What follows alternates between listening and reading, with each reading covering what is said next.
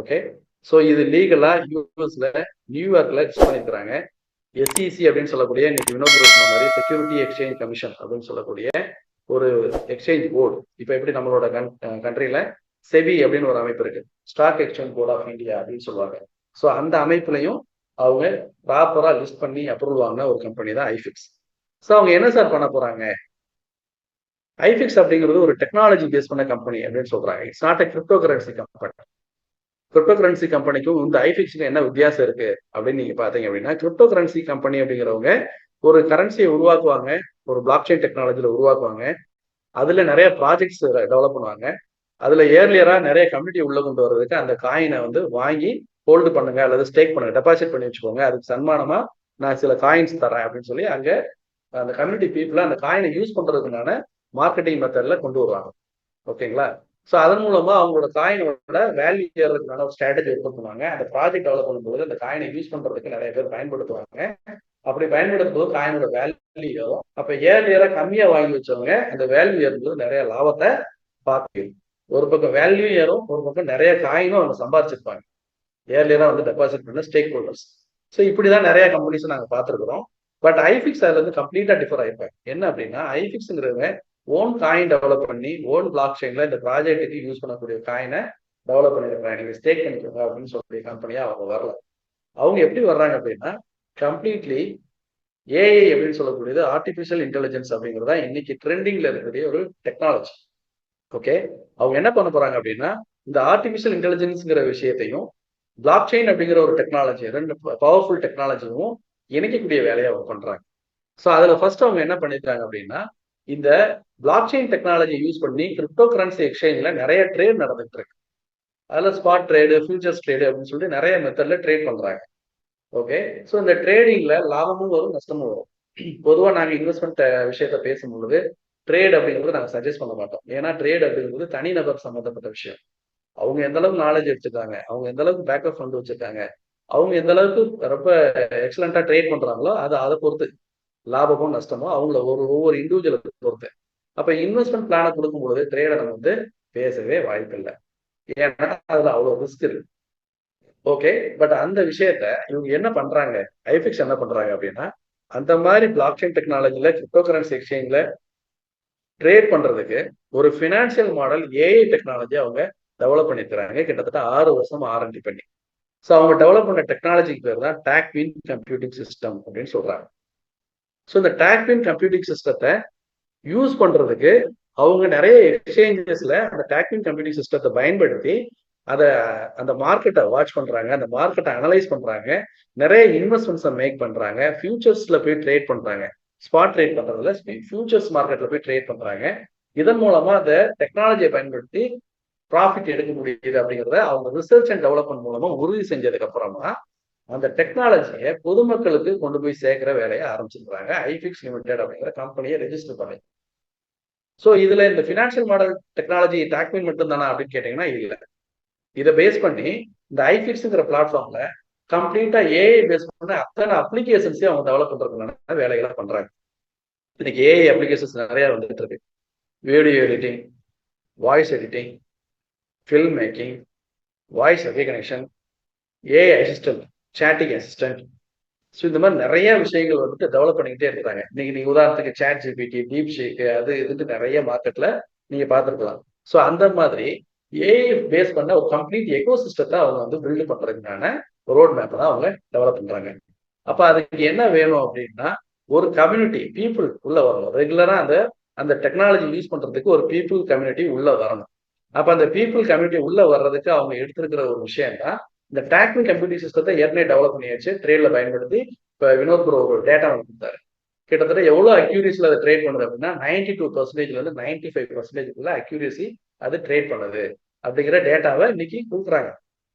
எவ்வளவு 100 ட்ரேட் எடுத்தா 92 trade minimum profit பண்ணுது. அதுதான் அக்யூரேசி.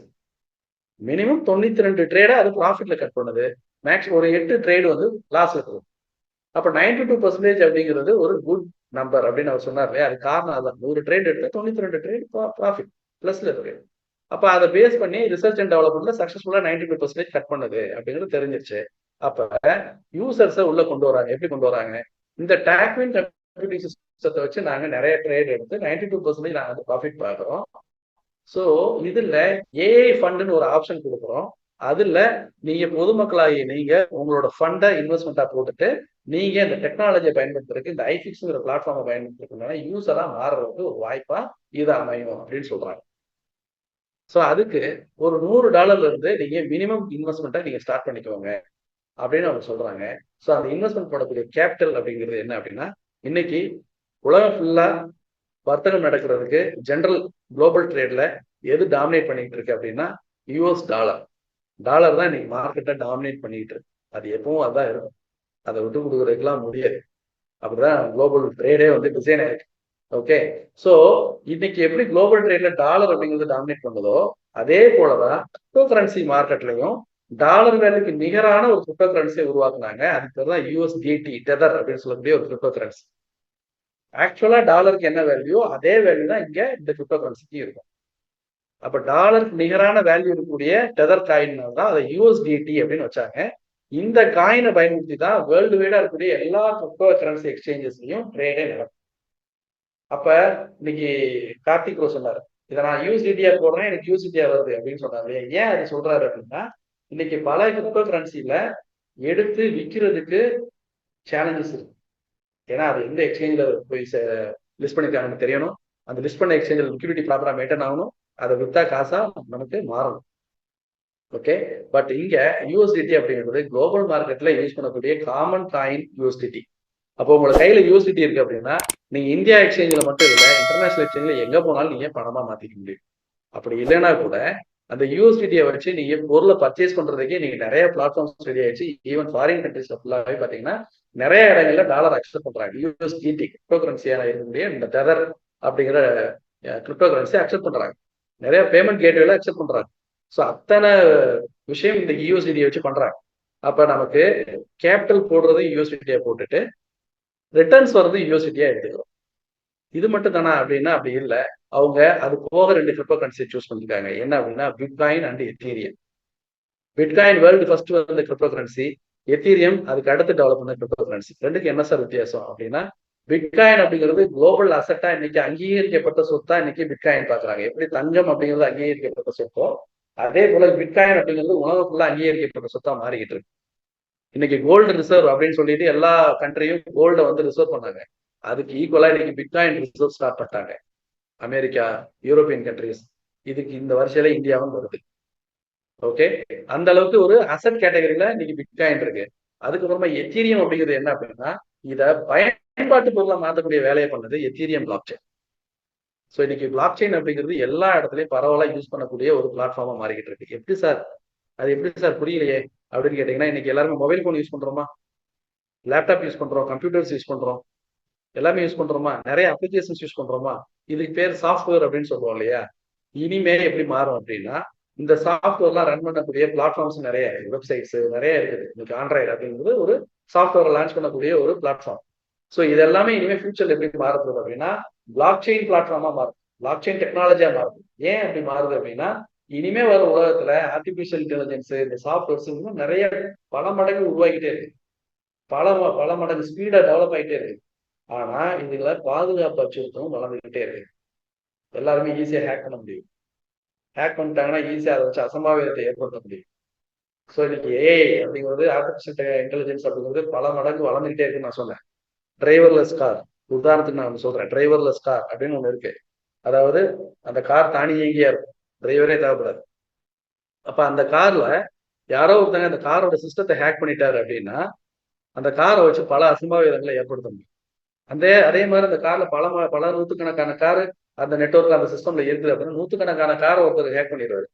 ஹேக் பண்ணிட்டா அந்த சிஸ்டம் ஹேக் பண்ணிட்டா நூற்றுக்கணக்கான ஹேக் ஆயிரும். அப்ப அவர் நினைச்சதை அவர் பண்ண முடியும், இந்த ஹேக்கர் நினைச்சதை பண்ண முடியும், பெரிய அசம்பாவிதங்களை கூட ஏற்படுத்த முடியும். அப்ப அதுக்கெல்லாம் ஒரு பாதுகாப்பான ஒரு ஒரு ஒரு பிளாட்ஃபார்ம் வேணும். அதுதான் block chain technology. So block chain அப்படிங்கிறது எல்லா இடத்துலையும் பரவாயில்ல பயன்படுத்தக்கூடிய ஒரு பொருளா மாறிக்கிட்டு இருக்குது. அதுதான் இன்னைக்கு ஐஃபிக்ஸ் எடுத்திருக்காங்க. அப்ப ஏயும் வேணும், அதே நேரத்துல சேஃப்டி வேணும், பிளாக் செயினும் வேணும். ஸோ இதை ரெண்டையும் இன்டெகிரேட் பண்றதுதான் இந்த ஐஃபிக்ஸ். அப்ப இந்த டெக்னாலஜியை இப்படி பயன்படுத்துறதுக்கு உண்டான ரிசர்ச் பண்ணியாச்சு. இதுக்குள்ள யூசர்ஸை கொண்டு வரணும். அப்ப அதுக்கு ஏஐ ஃபண்டுங்கிற ஒரு மாடல்ல ஒரு இன்வெஸ்ட்மெண்ட் பிளான அவங்க வந்து கொடுத்துருக்காங்க. ரைட். ஸோ அது போக ஐஃபிக்ஸ் பார்த்தீங்கன்னா நிறைய டிரான்ஸ்பரண்டா இருக்கிறாங்க. அவங்களோட சர்டிஃபிகேட்ஸ் எல்லாத்தையும் டிரான்ஸ்பரண்டா கொடுக்குறாங்க. அதை போய் இந்த மாதிரி வெப்சைட்ஸ்ல போய் செக் பண்ணி பாருங்க அப்படின்னு சொல்றாங்க. அதெல்லாம் நாங்கள் அனலைஸ் பண்ணி பார்த்துட்டோம். இந்த லைசன்ஸு, இந்த சர்டிஃபிகேஷன் எல்லாத்தையும் அனலைஸ் பண்ணி பார்த்துட்டோம். அது போக பார்த்தீங்கன்னா அவங்க நிறைய அட்வர்டைஸ்மெண்ட்ஸ் ஓப்பனா பண்றாங்க. கிரிப்டோ கரன்சி மார்க்கெட்ல நாங்கள் 5 வருஷத்துல கார்த்திக் ப்ரோ 8 வருஷம் இருக்காரு. நாங்களாம் வந்து இவ்வளோ அட்வர்டைஸ்மெண்ட்ஸ்லாம் நான் பார்த்ததே கிடையாது. ஏன்னா இவங்க வந்து வெறுமனே கிரிப்டோ கரன்சிக்காக வரல. அவங்க வந்தது ஒரு சென்ட்ரலைஸ்டு கம்பெனியா ஆர்டிபிஷியல் இன்டெலிஜென்ஸ்ல டெவலப் பண்ண ஒரு டாக்வின் டெக்னாலஜியை கொண்டு போய் மக்கள்கிட்ட சேர்க்கிற வேலையை அவங்க பண்றாங்க. அதனாலதான் அவங்க நாஸ்டாக் லிஸ்டிங் இதெல்லாம் பண்ணிட்டு இருக்காங்க. ஸோ இது it's a different company.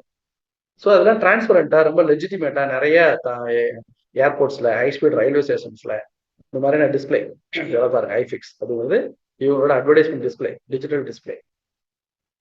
Okay. So இதெல்லாமே அவங்க ரெகுலரா பண்றாங்க. ஸோ அதனால வந்து ரொம்ப டிரான்ஸ்பரண்டா அவங்க பண்றாங்க. ஸோ இவங்களோட மேனேஜ்மெண்ட் டீம், இவங்களோட கோர் டீம் வந்து பாத்தீங்கன்னா இவங்களாம் ரொம்ப ஹை ப்ரொஃபைல்டு டீம். கூகுளில் ஒர்க் பண்ணவர், ஸோ நிறைய ரியல் எஸ்டேட் பிளேஸ் பண்ணவர், பெரிய பெரிய கார்பரேட் கம்பெனிஸ்ல ஒர்க் பண்ணவங்க, ஐபிஎம்ல ஒர்க் பண்ணவர். ஸோ இவங்க எல்லாருமே சிஇஓ, சிடிஓ இந்த ரேஞ்சில் இருக்கிறாங்க. இதுதான் அவங்களோட கோர் டீம். அப்ப ரொம்ப ஸ்ட்ராங்கான ஒரு டீமையும் வச்சிருக்கிறாங்க. ஸோ அது போக இன்னைக்கு அவங்க டெவலப் பண்ண அந்த டாக்வின் கம்ப்யூட்டிங் சிஸ்டம். ஓகே. ஸோ இதுதான் அவங்களோட டாக்வின் கம்ப்யூட்டிங் சிஸ்டத்தோட மாடல். ஒரு ப்ராஜெக்டை இன்வெஸ்ட்மெண்ட் பண்றதுக்கு முன்னாடி பல அனாலிசிஸ் அந்த டெக்னாலஜி, பல மார்க்கெட்டை பல கோணங்கள்ல அதை வந்து அனலைஸ் பண்ணுது. அதுல என்னென்ன ரிஸ்க் இருக்கு, என்னென்ன அட்வான்டேஜஸ் இருக்கு, எல்லா இடத்தையும் என்னென்ன லீகலா இருக்குதா இல்லையா, எல்லா அனாலிசிஸும் அந்த டெக்னாலஜி பண்ணி தான் ஒரு இன்வெஸ்ட்மெண்ட்டையே மேக் பண்ணுது. ஸோ அந்த மாதிரியான ஒரு கட்டிங் எட்ஜ் டெக்னாலஜி தான் டாக்வின் கம்ப்யூட்டிங் சிஸ்டம் அப்படின்னு சொல்லக்கூடிய ஒரு டெக்னாலஜி. ஸோ இப்போ நமக்கு என்ன வாய்ப்பு இருக்கு? நமக்கு இந்த ஏஐ ஃபண்ட் மூலமா ஒரு 4 விதமான பிளான்ல நம்ம இன்வெஸ்ட்மெண்ட் பண்ணலாம். நம்ம யூஎஸ்டிடியாவோ, பிட்காயினாவோ, எத்தேரியமாவோ ஒரு 4 டேர்ம்ல நம்ம இன்வெஸ்ட்மெண்ட் பண்ணலாம். அது என்னென்ன டேர்ம் அப்படின்னு பார்த்தீங்கன்னா, வீக்லி 7 நாள்ல உங்களோட இன்வெஸ்ட்மெண்ட் கேபிட்டல் போட்டு 7 நாளைக்கு ஒரு ரிட்டர்ன்ஸ் எடுத்துட்டு 7ஆம் நாள் முடிவுல உங்களோட கேபிட்டலை வெளியில் எடுத்துட்டு நீங்க போய்க்கலாம். அதுக்கப்புறம் 30 டேஸ் மந்த்லி, 90 டேஸ் குவார்டர்லி, அடுத்து 365 டேஸ் ஆனுவலி. ஸோ இந்த டேர்ம்ல நீங்க உங்களோட கேபிட்டலை இன்வெஸ்ட்மெண்ட் பண்ணி டெய்லி பேசிஸ்ல ஒரு ரிட்டர்ன்ஸ் எடுத்துக்கலாம். அந்த ரிட்டர்ன்ஸ் எல்லாமே யூஎஸ்டிடியா தான் வரும். $10 வந்தாலும் இமீடியட்டா நீங்க வித்ட்ரால் போட்டு இமீடியட்டா அதை என்கேஷ் பண்ணி உங்க அக்கௌண்ட்டுக்கு பணமா மாத்திக்கலாம். அந்த அளவுக்கு எல்லா வசதிகளும் இன்னைக்கு இண்டஸ்ட்ரியில இருக்கு. ஸோ நம்ம கூட நீங்க அசோசியேட் ஆகும்போது உங்களுக்கு இந்த அப்ளிகேஷனை ஓபன் பண்ணி டெவலப் பண்ணி, அதாவது ஓபன் பண்ணி இன்ஸ்டால் பண்றது மட்டும் இல்லாம ஒரு எக்ஸ்சேஞ்சில் அக்கௌண்ட் ஒன்று ஓப்பன் பண்ணி கொடுத்து அதுல எப்படி நீங்க வந்து டிரான்சாக்ஷன் பண்ணணும் அப்படின்னு சொல்லி கொடுப்போம். பிளஸ் வேலெட்டை ஓப்பன் பண்ணி, கிரிப்டோ கரன்சியில வேலெட் அப்படிங்கிறது ரொம்ப முக்கியமானது, ரொம்ப பாதுகாப்பான ஒரு விஷயம். ஸோ அந்த வேலெட்னா என்ன, எப்படி ஓப்பன் பண்ணணும் அப்படிங்கிறது ரொம்ப சொல்லிக் கொடுப்போம். இது எல்லாமே பார்த்தீங்கன்னா ஒரு சிம்பிளா இருக்கக்கூடிய அப்ளிகேஷன்ஸ் தான், ஆனா புதுசா இருக்கும். ஸோ அதை கற்றுக் கொடுத்தோம் அப்படின்னா ரொம்ப ஈஸியா எல்லாமே ஹேண்டில் பண்ண முடியும். ஸோ ஒரு இன்வெஸ்ட்மெண்ட்டையும் மேக் பண்ணி கொடுத்து உங்களுக்கு பேரலாக ஒரு ட்ரைனிங்கும் கொடுத்து ஒரு இன்வெஸ்டருக்கு ப்ராஃபிட்டை எடுக்க வைக்கக்கூடிய பொறுப்பே ரைட். ஸோ அப்போ இந்த 4 டைம்ல நீங்க எப்படி வேணாலும் இன்வெஸ்ட்மெண்ட் பண்ணிக்கலாம். டெய்லி பேசிஸ்ல ரிட்டர்ன்ஸ் எடுத்துக்கலாம். ஸோ உங்களோட ரிட்டர்னை எடுத்து நீங்க ஈஸியா பண்ணணும். ஸோ அதுதான் விஷயம். ஏன் இதை பண்றாங்க? ஸோ அவங்களுக்கு யூசர்ஸ் உள்ள வரும், கம்யூனிட்டி உள்ள வரணும், பெரிய லெவல்ல இந்த டெக்னாலஜி கொண்டு போய் சேர்க்கணும் அவங்க. ஸோ அப்ப எப்படி உள்ள கொண்டு வரது ஒரு யூசரை? இப்போ நான் எதுவுமே பண்ணல, இந்த டாக்வின்ங்கிற சிஸ்டத்தை யூஸ் பண்ணி நீங்க வந்து ட்ரேட் பண்ணுங்கன்னு சொல்லி ஒரு ட்ரேடர்கிட்ட கொண்டு போய் கொடுத்தோம் அப்படின்னா அவர் வாங்கி ட்ரேட் பண்ணுவாரு. ஆனா அதுல என்ன யூஸ் இருக்கு? எத்தனை பேருக்கு அவர் ரெஃபர் பண்ணுவாரு? பொதுவாக ட்ரேடை யாருமே ரெஃபர் பண்ணவே மாட்டோம். ஏன்னா ட்ரேடுங்கிறது என்னோட போகட்டும், நான் சொல்லி நீ பணத்தை போட்டு நீ ஏதாச்சும் லாஸ் ஆகி அது கடைசி நம்மள வந்து சங்கடப்படுத்தக்கூடாது அப்படின்னு சொல்லி ட்ரேடை யாருமே ரெஃபர் பண்ணவே மாட்டாங்க. பட் இன்வெஸ்ட்மெண்ட்டை ரெஃபர் பண்ணுவாங்க. ஏன்னா இன்வெஸ்ட்மெண்ட்ங்கிறது ஈஸியா ஒரு ரிட்டர்ன்ஸ் கொடுத்தது. ட்ரேடுங்கிறது நம்ம ரிஸ்க் சம்மந்தப்பட்டது. ஆனா இன்வெஸ்ட்மெண்ட்ங்கிறது அதுலயும் ரிஸ்க் இருக்கு. பட் இருந்தாலும் ஒரு பீரியட்ல உங்க போட்ட அமௌண்ட்டை எதுவுமே பண்ணலன்னா கூட உங்க போட்ட அமௌண்ட்டை எடுத்துக்க ஒரு வாய்ப்பு இருக்குது அப்படிங்கறத ரெஃபர் பண்ணுவாங்க. அப்ப இந்த டெக்னாலஜிய எல்லா மக்கள்கிட்டையும் கொண்டு போய் சேர்க்கணும் அப்படின்னா இந்த மாதிரியான ஒரு இன்வெஸ்ட்மெண்ட் மாடல்ல ஒரு ரெஃபரல் சிஸ்டத்துல அவங்க வந்து சேர்க்கிறாங்க. அப்ப நிறைய யூசர்ஸ் உள்ள வரும்போது இந்த ஐபிக்ஸ்ங்கிற ஏஐ ஃபண்டை வச்சுட்டு டெக்னாலஜி பெரிய ஃபண்டை ட்ரேட் பண்ணக்கூடிய ஒரு கெப்பாசிட்டியா டெவலப் ஆகிட்டே இருக்கு. ஆல்ரெடி அதுக்கு ஒரு கெப்பாசிட்டி இருக்கு, பிளஸ் அதை டெவலப் ஆகிட்டு இருக்கு. அது இல்லாம அதுக்குள்ள இருக்கக்கூடிய நிறைய technologies, AI assistance, art creation and design, film editing, so இந்த மாதிரி நிறைய அப்ளிகேஷன்ஸ் அவங்க டெவலப் பண்றாங்க. அப்ப இதையும் யூஸ் பண்றதுக்கு முன்னாடி யூசர்ஸ் வேணும். ஸோ அப்ப அந்த யூசர்ஸ் வரணும் அப்படின்னா ஒரு ட்ரெண்டிங்ல இருக்கக்கூடிய ஒரு விஷயத்தை கொடுத்து ஒரு இன்வெஸ்டரா உள்ள வந்து மாத்துறதுக்கான வேலையை தான் அவங்க ஸ்ட்ராட்டஜிக்கா பண்ணும். Okay right. நமக்கு இன்வெஸ்ட்மெண்ட் ஆப்பர்ச்சுனிட்டில என்ன சார் ரிட்டர்ன்ஸ் கிடைக்கும் அதை நம்ம பார்த்துடலாங்களா? ஓகே. ஸோ ஒவ்வொரு டேமுக்கும் ஒரு குறிப்பிட்ட பர்சன்டேஜ் ஃபிக்ஸ் பண்ணியிருக்கிறாங்க. ஸோ அதில் நான் வந்து 365 டேஸ்க்கு உண்டான ஒரு பிளானை நான் எடுத்துக்கிறேன். 365 டேஸ்ல நமக்கு எவ்வளோ அலகேட் பண்றாங்க அப்படின்னா 2% அலகேட் பண்றாங்க. இதுலலாம் அதோட கம்மியாக தான் இருக்கும். ஸோ நம்ம ஒர்க் அவுட் பண்றது இந்த 2% வச்சு ஒர்க் அவுட் பண்ணுவோம். ரைட். இப்போ ஒருத்தர் 10,000 USDT ஒரு இன்வெஸ்ட்மெண்ட் பண்றாரு. 365 டேஸ்ல இன்வெஸ்ட்மெண்ட் பண்றாரு. அதாவது 365 நாள் ஒரு வருஷத்துக்கு உண்டான பிளான்ல இன்வெஸ்ட் பண்றாரு. அவருக்கு 2% அந்த ஃபண்டுக்கு ஒரு ப்ராஃபிட் அலகேட் ஆயிருக்கு. அந்த 2%ல 45%, ஓகே, இந்த ஸ்ட்ரக்சர் எப்படி ஒர்க் அவுட் பண்ணிருக்கான்னு பாருங்க. 45% யூசருக்கு உண்டான இன்வெஸ்ட்மெண்ட்டுக்கு உண்டான இன்கம் கொடுத்துருவாங்க. அது எந்த பிளானா இருந்தாலும் சரி, அவங்க வரக்கூடிய ப்ராஃபிட்ல ஓவரால் பர்சன்டேஜ்ல 45% இன்வெஸ்டருக்கு உண்டான இன்கம்.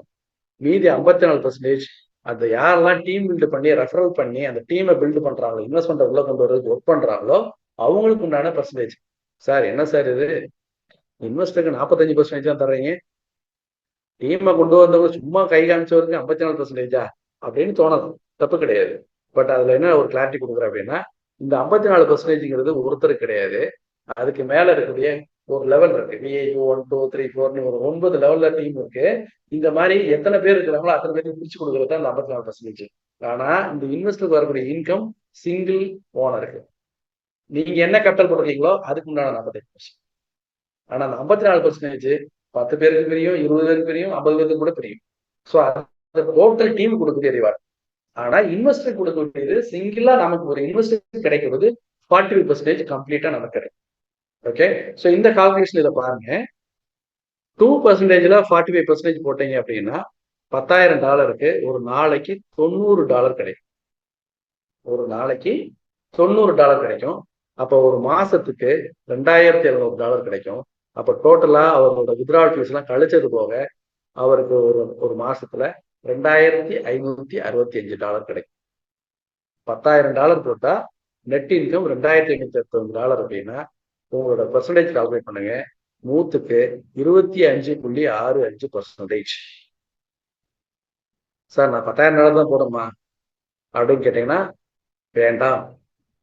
$100 இருந்து கூட உங்களோட இன்வெஸ்ட்மெண்ட் ஜேர்னியை ஸ்டார்ட் பண்ணுங்க. ஏன்னா அவங்களுக்கு தேவை யூசர்ஸ். அவங்க ஆல்ரெடி ஒரு பேக்கப் ஃபண்டை வச்சு R&D எல்லாம் பண்ணி அவங்க ப்ராஃபிட் எடுத்துட்டு தான் இருக்கிறாங்க. பட் நமக்கு தேவை யூசர்ஸ் அப்படிங்கிறதுனால அவங்க $100 இருந்து கூட ஒரு இன்வெஸ்டரா நீங்க வந்து இதுல அசோசியேட் ஆயிக்கங்க அப்படின்னு சொல்றாங்க. அவங்களுக்கு தேவை நம்பர் ஆஃப் யூசர்ஸ் அதிகமா வரணும். அப்ப இங்க என்ன 25% ஃபிக்ஸ் பண்ணிக்கோங்க. நீங்க $100 போட்டீங்கன்னா மாசத்துக்கு $25 கிடைக்கும் போகுது. $1,000 போட்டீங்கன்னா மாசத்துக்கு $250 கிடைக்கும் போகுது. $5,000 போட்டீங்கன்னா மாசத்துக்கு $1,250 கிடைக்கும் போகுது. $10,000 போட்டீங்கன்னா மாசத்துக்கு $2,500 கிடைக்கும். ஸோ 25% ஃபிக்ஸ் பண்ணிக்கோங்க. நான் என்ன பண்றேனோ, நான் என்னோட கேபிட்டல் என்னவோ அதுக்கு முன்னாடி ப்ரொபோஷனேட்டுக்கு பர்சன்டேஜுக்கு எனக்கு ரிட்டர்ன்ஸ் கிடைக்குது. ஓகே. அப்ப நான் எப்படி வித்ட்ராவல் எடுக்கணும்? வேர் மினிமம் ஒரு $10 உங்களோட ROI வந்துச்சுனாலே நீங்க வித்ட்ராவல் எடுத்துக்கலாம். இதுல எந்த ரெஸ்ட்ரிக்ஷனும் கிடையாது. இமிடியேட்டா உங்களோட வேலெட் கிரெடிட் ஆகும். இமிடியேட்டா நீங்க எக்ஸ்சேஞ்ச் அக்கௌண்ட்ல கொண்டு போயிட்டு சேல் பண்ணி உங்களோட அக்கௌண்ட்டுக்கு பணமா மாத்திக்கலாம். இன்னைக்கு இந்தியன் எக்ஸ்சேஞ்சில இருந்து இன்டர்நேஷனல் எக்ஸ்சேஞ்ச் வரைக்கும் 24/7 நீங்க யூஎஸ்டிக்கு என்கேஸ் பண்ண முடியும். ஏன்னா கிரிப்டோ கரன்சி எக்ஸ்சேஞ்சுங்கிறது நீங்க இன்னைக்கு மற்ற ஸ்டாக் மார்க்கெட் மாதிரியோ இல்ல ஃபாரெக்ஸ் மாதிரியோ 5 டேஸ் ஒர்க்கிங் டேஸ் வந்துட்டு 5 டேஸ் தான், வீக்லி 5 டேஸ் அந்த மாதிரிலாம் கிடையாது. கிரிப்டோ கரன்சி மார்க்கெட்டுங்கிறது 24/7 ஒர்க் ஆகிட்டு. ஏன்னா இது எல்லாமே பிளாக் செயின்ல ஆட்டோமேட்டிக்கா ஒர்க் பண்ணக்கூடிய ஒரு டெக்னாலஜி. மற்றபடி ஸ்டாக் மார்க்கெட் இருக்கிற மாதிரி ஒரு சென்ட்ரலைஸ்ட் பேங்க்ல ஒரு அஃபீஷியல்ஸ் வச்சு பாக்குற வேலை கிடையாது. இது கம்ப்ளீட்டா டெக்னாலஜி யூஸ்னால எல்லாமே ஆட்டோமேட்டிக்கா நடக்கும். அதனால 24/7 காலையில இருந்தாலும் சரி, நைட்டா இருந்தாலும் சரி, எப்போ வேணாலும் நீங்க எடுத்து வித்துட்டு பணமா மாத்திட்டு போயிட்டே இருக்கலாம். ஸோ எனக்கு கம்பெனி பேக்ரவுண்ட் எக்ஸலண்டா இருக்குது. டெக்னாலஜி இன்னைக்கு மார்க்கெட்ல பாத்தீங்கன்னா ஏஐ பேஸ் பண்ணி நான் ட்ரேட் பண்றேன், ப்ராஃபிட் பண்றேன், ROI கொடுக்குறேன், பிசினஸ் பிளான் கொடுக்குறேன், அது வந்துட்டு நிறைய ப்ராஜெக்ட்ஸ் இன்னைக்கு நிறைய வந்துட்டே இருக்கு. கடந்த 6 மாசத்துல ஏகப்பட்ட ப்ராஜெக்ட்ஸ் நாங்கள் கிளாஸ் பண்ணி வரோம். பட் யாருமே இதுதான் என்னோட ஏஐ டெக்னாலஜின்னு ரிவீல் பண்ணவே இல்லை. பட் ஒன்லி ஒன் கம்பெனி நான் டெவலப் பண்ண, நான் ஆர்என்டி பண்ணி டெவலப் பண்ண டெக்னாலஜி, ஏஐ டெக்னாலஜி இதுதான் ரிவீல் பண்ணது ஐஃபிக்ஸ் மட்டும் தான் எனக்கு தெரிஞ்சு மார்க்கெட், கிரிப்டோ மார்க்கெட். இது எந்த டெக்னாலஜி என்னோட ஏஐ டெக்னாலஜி இதுதான், இந்த கம்பெனியும் இதுதான் அப்படின்னு சொல்லி ரிவீல் பண்ணவே கிடையாது. ஸோ அப்ப கம்பெனி ரொம்ப டிரான்ஸ்பரண்டா இதுதான் என்னோட ரெவன்யூ ஜென்ரேட்டிங் மாடல் அப்படின்னு சொல்றாங்க. இப்ப நிறைய பேருக்கு இன்வெஸ்ட்மெண்ட் பார்த்தோன்னே ஓ ஃபைன் சூப்பர் பக்கா அப்படிங்கிற மாதிரி தோணும். சில பேருக்கு பயமா கூட இருக்கும், எப்படி சார் 25% தராங்க அப்படிங்கிற மாதிரி தெரியும். ஒரே ஒரு லாஜிக் மட்டும் புரிஞ்சுக்கோங்க, எந்த ஒரு இன்வெஸ்ட்மெண்ட்டுக்குள்ள போனாலும் இவங்க இந்த ஃபண்டை வச்சு எப்படி ரெவன்யூ மேக் பண்றாங்க அப்படின்றத நம்ம தெரிஞ்சுக்கணும். எந்த விதமான ரெவன்யூமே இல்லாம இவங்க ரிட்டர்ன்ஸ் கொடுத்துட்டு இருக்காங்க அப்படின்னா அவங்க ஃபண்டை ரோல் பண்றாங்கன்னு நம்ம புரிஞ்சுக்கணும். பட் இங்க ரெவன்யூ மேக்கிங் இருக்குதுன்னு நீங்க புரிஞ்சுக்கிட்டீங்கன்னா நீங்க இந்த பெர்சன்டேஜ் எப்படி கால்குலேட் பண்றாங்க, பெர்சன்டேஜ் எப்படி உருவாகுது, ஏர்ன் பண்ண முடியுங்கிறத நீங்க தெரிஞ்சுக்கிட்டீங்கன்னா நீங்க பயம் இல்லாம டிராவல் பண்ணுங்க. இப்ப நான் சொன்னேன் 25% நெட் இன்கம் நான் சொன்னேன். சில பேர் நீங்க எல்லாம் ட்ரேடிங்ல இருக்கலாம். இப்போ ட்ரேட்ல பண்றவங்க, நல்லா ட்ரேட் பண்றவங்ககிட்ட கேட்டு பாருங்க. அவங்க நல்ல ஒரு ஃபண்டை வச்சு மார்க்கெட்டை கரெக்டா அனலைஸ் பண்ண தெரிஞ்சுது அப்படின்னா அவங்க டெய்லியுமே ஒரு 1%, 0.5ல இருந்து ஒரு 1% அவங்களால ப்ராஃபிட் எடுக்க முடியுமா அப்படின்னு கேட்டீங்கன்னா தாராளமா எடுக்க முடியும், கன்சிஸ்டண்டா எடுக்க பண்ணாங்கன்னா. பட் அந்த கன்சிஸ்டண்டா இல்லை அப்படின்னா அவங்க எவ்வளவு எடுப்பாங்கன்னா ஒரு 5%, 8%, 10% இந்த மாதிரி அவங்களால ட்ரேட்ல ப்ராஃபிட் எடுக்க முடியும். பட் இங்க எப்படி சார் 25% சாத்தியமாகுது அப்படின்னா இங்க ஃபண்ட் பேக்கப் இருக்குதா? எஸ் இருக்குது. ஏற்கனவே அவங்க ஒரு ஃபண்டை வச்சுதான் லிஸ்டிங் பண்றாங்க, கம்பெனிக்கு பேக்கப் ஃபண்ட் இருக்கு. அது போக கம்யூனிட்டி மூலமா ஏஐ ஃபண்ட் மூலமா $100, $200, $500, $10,000, $1000 எவ்வளவு வேணாலும் நம்ம ஃபண்ட் போடுறோம். அப்ப ஃபண்ட் பேக்கப் ஒவ்வொரு நாளும் இன்க்ரீஸ் ஆகிட்டே இருக்கு. அப்ப ஃபண்ட் பேக்கப் இருக்குன்னா ட்ரேடை நம்ம வெற்றிகரமா பண்ண முடியும். ஃபண்ட் பேக்கப் மட்டும் இருந்தா போதுமா? மார்க்கெட் அனாலிசிஸ் ப்ராப்பரா பண்ணணும். அதே மாதிரி மார்க்கெட்ல இருக்கக்கூடிய ரிஸ்கை அனலைஸ் பண்ண தெரியணும். ஸோ இது ரெண்டையும் பண்ணக்கூடிய விஷயம் டெக்னாலஜில, ஏஐ டெக்னாலஜில டாக்வின் கம்ப்யூட்டர் தான் அவங்க வச்சிருக்கிறாங்க. அப்படின்னா அந்த டெக்னாலஜி மூலமா மார்க்கெட்டை ப்ரெடிக்ட் பண்றாங்க, அனலைஸ் பண்றாங்க, டெசிஷன் மேக்கிங்கை குயிக்கா எடுக்க முடியும். ஒண்ணு. அடுத்து இவங்க பண்ணக்கூடிய ட்ரேட் என்ன மெத்தட் அப்படின்னா ஃபியூச்சர்ஸ் மார்க்கெட் நான் சொன்னேன். அப்ப ஃபியூச்சர்ஸ் மார்க்கெட்ல போய் நீங்க ட்ரேட் பண்ணும்பொழுது அங்க ஒரு அட்வான்டேஜ் இருக்கு. என்ன அப்படின்னா லீவரேஜ் அதிகமா கிடைக்கும், ப்ராஃபிட் அதிகமா கிடைக்கும். பல்கா தான் அவங்க ட்ரேடே எடுப்பாங்க. ஸோ ப்ராஃபிட் அதிகமா கிடைக்கும். அதே நேரத்துல லாஸும் அதிகமாகும். அப்ப அந்த லாஸை பேக்கப் பண்ணா ஃபண்ட் அதிகமா இருக்கணும். அப்ப இது ஒண்ணுக்கு ஒண்ணு லிங்க் பண்ணீங்கன்னா இங்க எல்லா ரிஸ்கையும் நாம எல்லாத்தையும் சரி பண்றோம் ஐஃபிக்ஸ்ல. ஸோ அதெல்லாம் சரி பண்றதுனால இவங்களால டெய்லி ஒரு 2% இன்வெஸ்டருக்கு அலோகேட் பண்றாங்க. அந்த 2%ல 0.9% தான், 45%னா 0.9% தான் இன்வெஸ்டுக்கு உண்டான ஆர்ஓஐ. பேலன்ஸ் 1.1%ல நம்ம டீம் ரிவார்ட்ஸை பிரிச்சு கொடுத்துட்றாங்க. இந்த டீம்ல யாரெல்லாம் இன்னும் அந்த பிசினஸா டீமை பில்டு பண்றாங்களோ அவங்களுக்கு பிரிச்சு கொடுத்துட்றாங்க. அப்போ 2% அப்படிங்கிறது ரொம்ப ரொம்ப கம்மியான பாசிபிலிட்டியான ஒரு விஷயம். ஸோ அதை அலோகேட் பண்றாங்க. அதுக்கு மேல வர ப்ராஃபிட் கம்பெனி பேக்கப்ல வச்சிருக்குது. அப்போ ரெகுலரா உங்களுக்கு வந்து ப்ராஃபிட்ல போனாலும் சரி, லாஸ்ல போனாலும் சரி, அதை ஓவர் கம் பண்ணி பேக்கப் பண்றது ஈஸியா கொடுக்க முடியும். அப்போ 25% அப்படிங்கிறது it's very much possible. So இதுல டீம் பில்டிங்கா பண்றவங்களுக்கு உண்டான ரிவார்டா எப்படி கொடுக்குறாங்க அப்படின்னா விஐபி 1, 2, 3, 9 வரைக்கும் கொண்டு போறாங்க. ஸோ அதுல சில கிரிட்டேரியா ஸ்விட்ச் பண்றாங்க. அந்த கிரிட்டேரியாவை நீங்க மீட் அவுட் பண்ணீங்க அப்படின்னா நீங்க ரொம்ப சிஸ்டமேட்டிக்கா ஒர்க் பண்றீங்க. இந்த கிரிட்டேரியா மீட் அவுட் பண்றீங்க அப்படின்னா அப்போ உங்களுக்கு ஒவ்வொரு லெவலுக்கும் அந்த ஆர்ஓஐ ஜென்ரேட் ஆகிறதுல இத்தனை பர்சன்டேஜ் நான் அலோகேட் பண்ணி அதையும் யூஎஸ்டிடியாவே கொடுத்துறாங்க. அப்போ நான் என்னோட இன்வெஸ்ட்மெண்ட்டுக்கு ரிவார்டா ரிட்டர்ன்ஸ்ல யூஎஸ்டி வருது. நான் பிசினஸ் பண்றேன், அது மூலமா எனக்கு ரிவார்டாவும் யூஎஸ்டி வருது. அதனால என்னால ஈஸியா சம்பாத்தியத்தை ஈஸியா பணமா மாற்ற முடியும். இட்ஸ் அ குளோபல் அசெட்டாகவும். குளோபல் அசெட்டுங்கிறது global currency. It's global currency and global asset. ஈஸியா உலகத்துல எங்க வேணாலும் நீங்க போய் வித்துக்கலாம், யூஸ் பண்ணலாம். இந்தியாவில இருக்க வரைக்கும் நீங்க பணமா மாத்திக்கலாம்.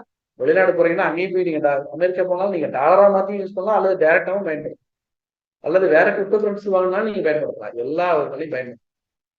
அதுக்குண்டான நாலேஜும் ட்ரைனிங்கும் இங்கே உங்களுக்கு கிடைக்கிறது. ஸோ ஒரு விஷயத்த, ஒரு டெக்னாலஜியை கற்றுக்கிட்டு உலகளாவே ஒரு சொத்தாகிய கிரிப்டோ கரன்சியை நம்ம ஏன் பண்ணுறதுக்கு ஒரு வாய்ப்பு கிடைக்குது. எக்ஸலண்டான ஒரு கம்பெனி, எக்ஸலண்டான ஒரு பிளாட்ஃபார்ம் நம்ம கையில் கிடைச்சிருக்கு. ஸோ ஒரு நாலேஜ் அண்ட் ட்ரைனிங் கொடுக்கறதுக்குண்டான ஒரு டீம் உங்களுக்கு கிடைச்சிருக்கு அப்படின்னா இந்த டைம்ல இதை பயன்படுத்தி அடுத்தடுத்த லெவலுக்கு மூவ் பண்றதுக்குண்டான ஸ்டெப்பை நீங்க எடுத்தீங்க அப்படின்னா உங்களோட வளர்ச்சியை யாரும் தடுத்து நிற்கவே முடியாது. மணி நேரம் ரொம்ப பயனுள்ள வகையில அமைஞ்சிருக்கும் நான் நம்புறேன். ஸோ அடுத்து ஒரு 5 நிமிஷம் அல்லது 10 நிமிஷம் உங்களோட கருத்துக்களை ஷேர் பண்ணலாம். அல்லது நீங்க ஏதாவது கேள்விகள் இருந்தா ஜென்யூனா எந்த கேள்விகள் இருக்கோ நீங்க கேட்கலாம். அதுக்கு உண்டான பதில்களை நாங்க சொல்றோம். தேங்க்யூ.